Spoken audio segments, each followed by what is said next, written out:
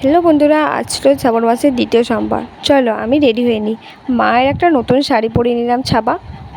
সকাল সকাল তো ঘুম থেকে উঠে আমি রেডি হয়ে নিয়েছি। এই দেখো সব কিছু রেডি হয়ে গেছে। এখানে 5 রকমের ফল, চাল, ফুল সব রকম আমরা রেডি করে নিয়েছি। এবার শুধুমাত্র ঠাকুরমশাইয়ের জন্য অপেক্ষা করা হচ্ছে। এই তো ঠাকুর বলতে বলতে ঠাকুরমশাই চলেও আসলো।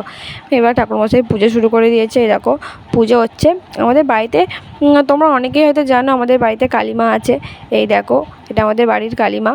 আর তার সাথেই ঠাকুরের সাথে একটা ছোট্ট একটা শিবলিঙ্গ রাখা হয়েছে।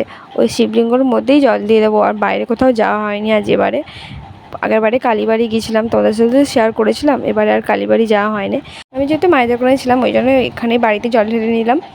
এ দেখো আমি যখন জল ঢাললাম ভিডিও করা হয়নি।